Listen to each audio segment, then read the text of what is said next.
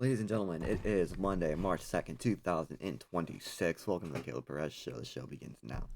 It's been a week since I uploaded. I apologize for it being a while. I meant to talk about Chamber. I did not do that, so I apologize for that. My last video was talking about the U.S. men's hockey team. Congratulations to them once again. Congratulations to the women's team as well. Congrats to all the gold medal winners in the Olympics. But we only have some news in the NFL to talk about. We have something in NASCAR to talk about. Haven't talked about NASCAR on the channel just yet. That's a new one. As well as I might go over a couple of spring training performances with y'all to see who's red hot in spring training right now. Obviously, the MLB season is less than a month away. Starts at the end of the month. Cannot wait for the baseball season to be back. And then I'll talk about Elimination Chamber too. So, this will finally be a bit longer of an episode, hopefully, but I finally got a lot of things to talk about now. So, let's talk about some sports, shall we? So, getting into the video, for those who haven't seen yet, about an hour ago, Adam Schefter broke the news that the Sonic and Knuckles era in Detroit has officially come to an end, as the Detroit Lions are trading running back David Montgomery to the Houston Texans in exchange for a 4th-round pick, a 7th-round pick, and offensive lineman Juice Scruggs. So again, Montgomery goes to the Texans, a 4th-rounder, 7th-rounder, and an offensive lineman in Drew Scruggs are going back to the Lions. Now, bit of an interesting trade in my opinion. I do think, and my first reaction is that I do think the Texans can be considered the winner of this trade. They really did struggle on offense last season, and part of it was the running game. While David Montgomery isn't an elite running back, he is still a very serviceable running back. He did some really good things in Detroit, so Texans get that piece to help out with the run game a little bit. That really struggled, especially last season. The Lions do get some pieces in returns, a little bit of help up front with the offensive line, and a couple of draft picks as well. I'm not terribly surprised when the Lions wanted to move on from David Montgomery, even though he's been a very serviceable running back for Detroit. With how well Jahmyr Gibbs played at the end of last season, it did kind of seem like he started to become the bell cow running back that Detroit was kind of wanting him to be when they drafted him. Now, don't get me wrong. Montgomery was a great compliment to Gibbs and really took a lot of pressure off Gibbs. But with how well Gibbs did at the end of last season, it did kind of seem like Detroit was going to want to make Jahmyr Gibbs the bell cow running back, and then they want to give him the vast majority of the carries. And this is exactly what I'm seeing the Lions wanting to do with this move. And then again, Texans just needed anybody to help out that running game. Nick Chubb hasn't been himself yet. Marks was alright, but still, Houston's running game struggled a lot last season. It was a big part of the reason that their offense was a struggle entirely. They're going to get some help on that front with Montgomery. So, I understand the side from both teams making this trade on both of their ends. I do think Houston at front wins the trade because Monty is still a very valuable piece that Detroit is losing. But at the end of the day, both teams got something to help them out. And therefore, that is why both teams agreed to make this move. Moving on from that, actually, there is something in hockey that I did want to talk about. I just got to find it real quick. Let me see real quick. So this news was according to Puck Empire on Instagram. But obviously, the NHL trade deadline is only a week away. We are quickly approaching trades going down in the NHL with how crazy the NBA trade deadline was this year. I'm really hoping that we get something similar with the NHL, especially in the side of the Eastern Conference. The Eastern Conference is still wide open with again, it looks like the Rangers are the only team who have really firmly given up on making the playoffs this season in the East. Other than that, every team in the Eastern Conference still has somewhat of a shot to get into the dance. For some teams, it's harder than others, but there's still a lot of teams with a great chance to make the playoffs in the Eastern Conference. We saw how Columbus, with one head coaching change, flopped their season upside down from last in the Metro to, while their first games out of the Olympic break haven't been ideal, they're still firmly in a playoff spot. And it's because of them choosing to make the right move at the right time and changing the head coach. So, These are just some trade rumors right now. Nothing official yet, but these are just some rumors going around for the trade market in the NHL. There's a lot of teams who are going to be selling this year. I think mainly in the West, because I think the West is a little bit more top heavy than the East is. So I'm expecting a lot of the West, some of these lower teams in the Western Conference to be the sellers. But here we go. Steven Stamkos only wants to accept a trade to the Lightning, the Stars, or the Wild. With Nashville looking like they might be selling, Stamkos could be on the move at the deadline, but of course he has his no movement clause, so there's only a few teams that Stamkos could want to get to go to. Those teams right now look like they're going to be the Tampa Bay Lightning, the Dallas Stars, or the Minnesota Wild. Three very good choices, obviously. Former captain of the Tampa Bay Lightning. Stars could get another huge piece to add with the Mikko Rantanen and Jason Robertson line with an elite center and Stamkos. And then you got the Minnesota Wild. They already made one huge move. Who's to say they won't do another? Yeah, that's an interesting one. The Blues and Robert. The next one, the Blues and Robert Thomas don't appear to be a long-term marriage anymore. Obviously, this has been a rough season for the Blues. They have not performed at the level they wanted to at all this season for a team that made the playoffs last season as well.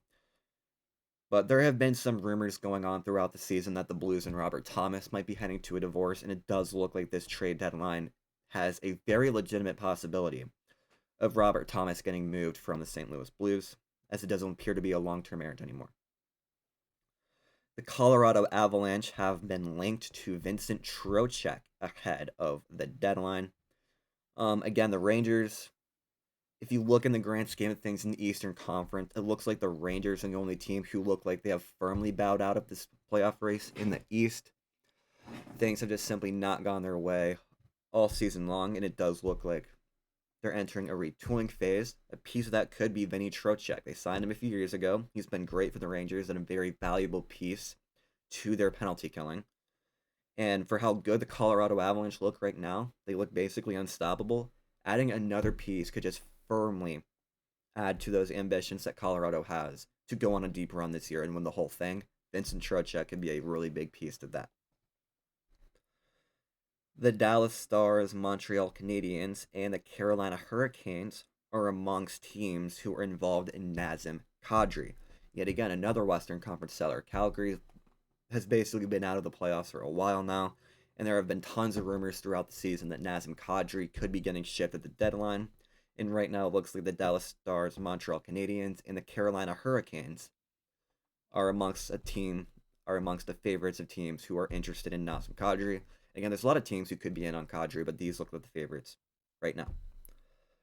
The Vancouver Canucks have been linked to Shane Wright ahead of the deadline.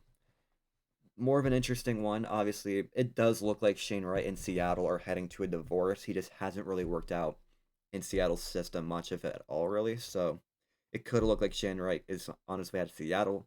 Vancouver is a team that's in need of some young stars to break out and getting more young stars on that roster.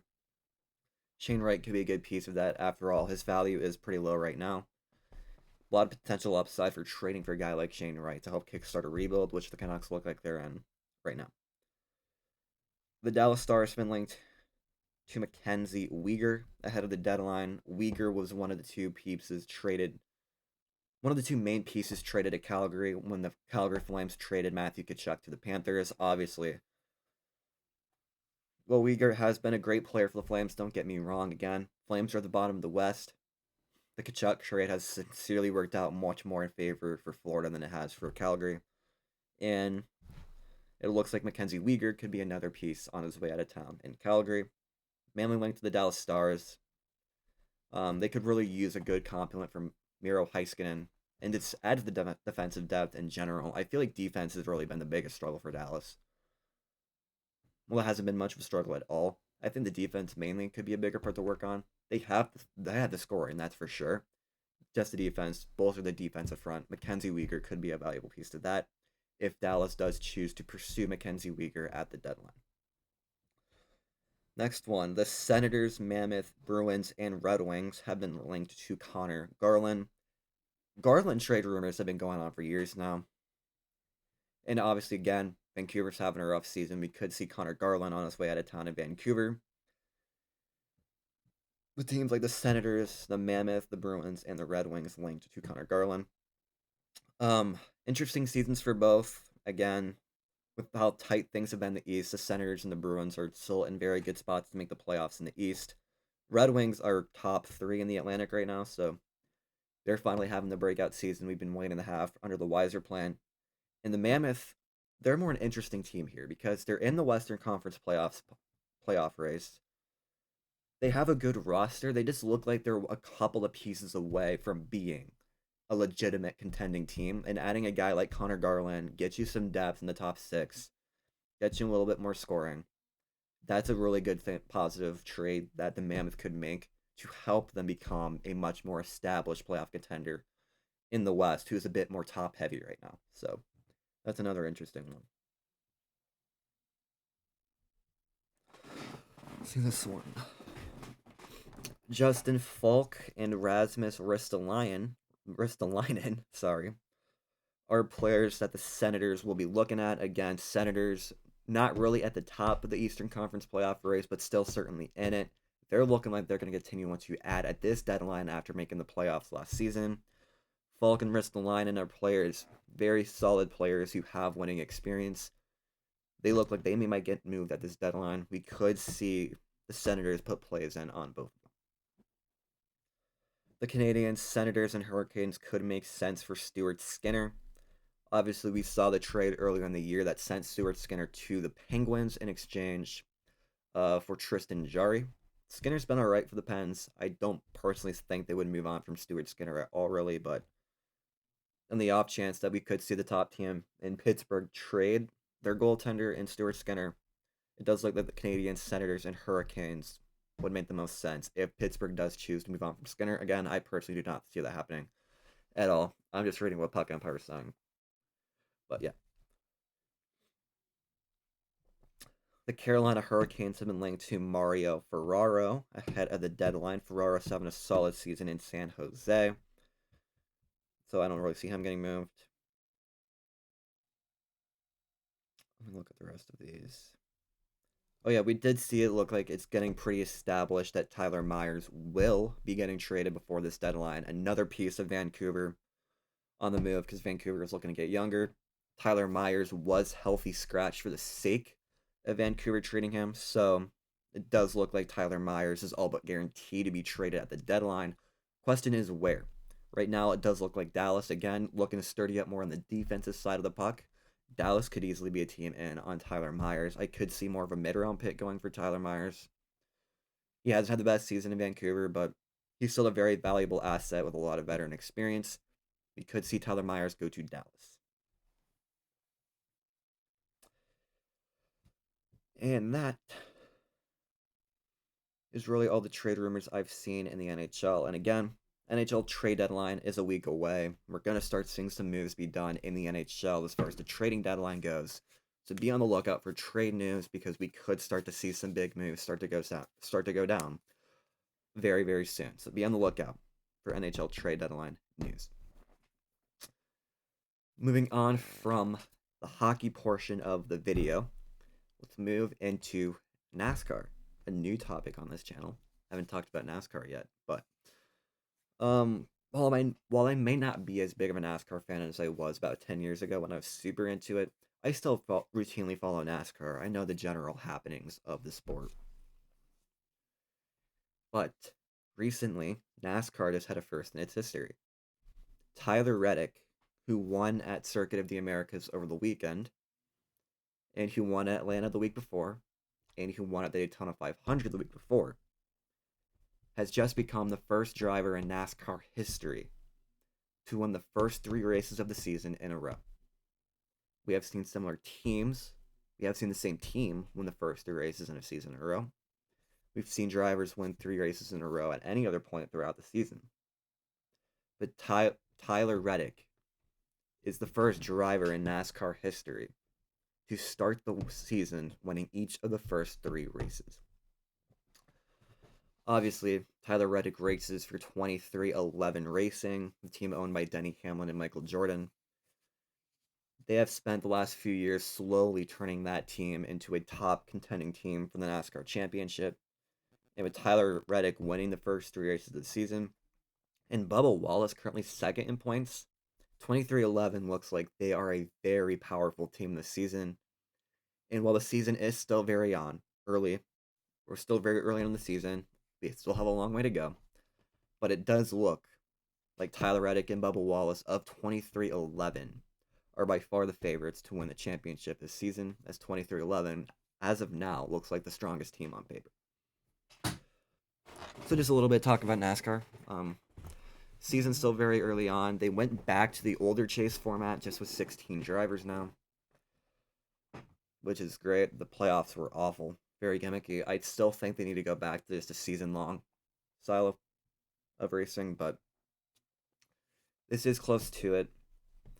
It does actually make it so the best driver of the season can still get rewarded at the end of it. And so yeah, NASCAR has been fixing itself. I've actually been in the NASCAR these last 3 weeks, which is better than I can say about any of the last few years before this. So it's nice to see that NASCAR is gaining popularity again, and it does look like as of now, Tyler Reddick and that 23-11 racing team are one dominant force and clearly in a one to beat as we are looking early into the NASCAR season.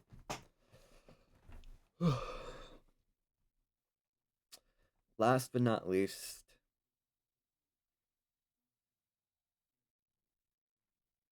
let me see real quick. I think there's some big names. I was going to talk about spring training. Oh, yeah. Let's talk about this, which Dana White broke out, I believe, last Friday. Dana White, UFC president, announced that Alex Pereira is vacating the light heavyweight championship to move up to heavyweight.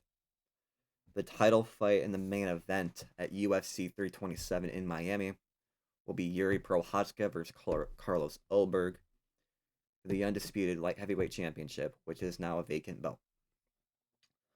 There have been rumors for years that Pereira was going to move up to heavyweight. I knew he was going to do so sooner rather than later. I personally thought he would defend the belt one more time. But I guess if there's any time to move up, it is when the UFC White House card is around the corner, which Dana did announce. He's announcing this week. So for the UFC fans out there, be on the lookout for that card to be announced. It's getting announced soon. And we're going to see how good that card turns out, because it's supposed to be really good.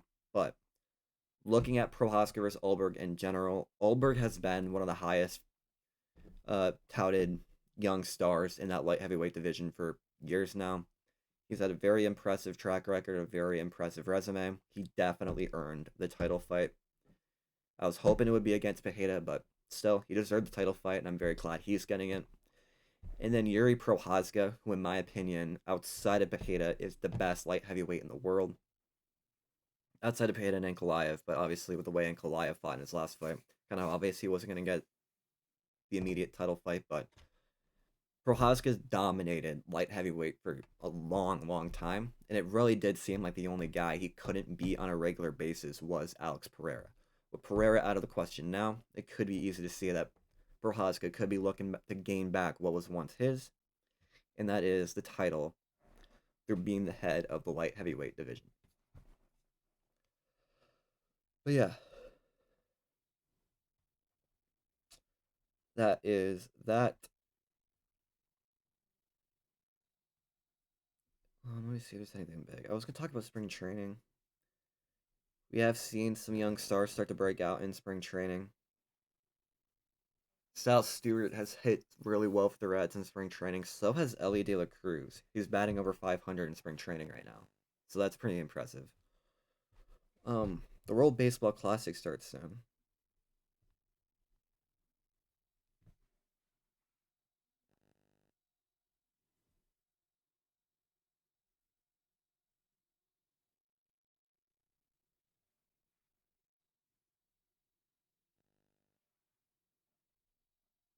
Let me see when it starts real quick. Gosh dang it.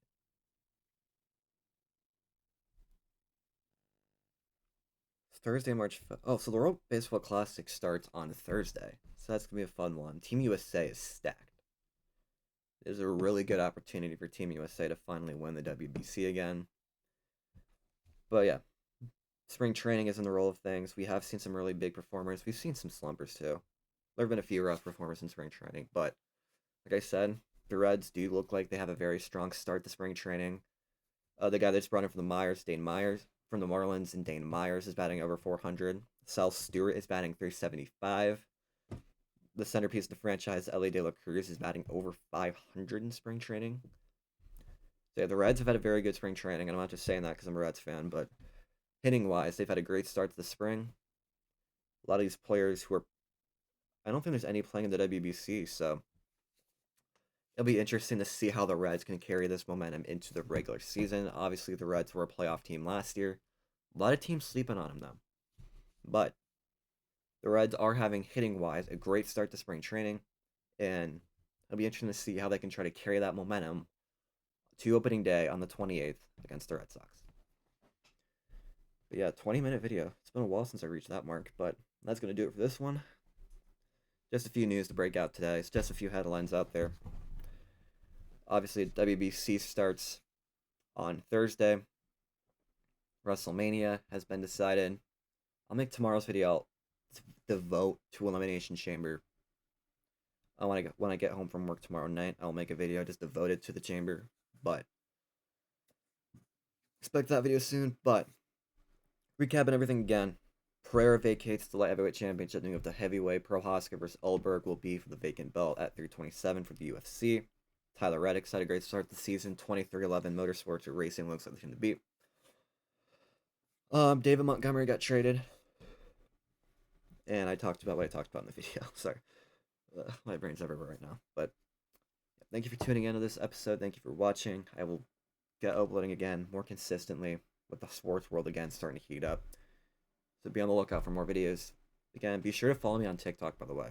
At The Caleb Perez Show on TikTok. I post clips from my shows, as well as I'm starting to talk about a few other things and videos I post on TikTok as well. So be sure to follow my TikTok account. But yeah, thank you guys for watching this video, and I will see you in the next one. Peace out, y'all.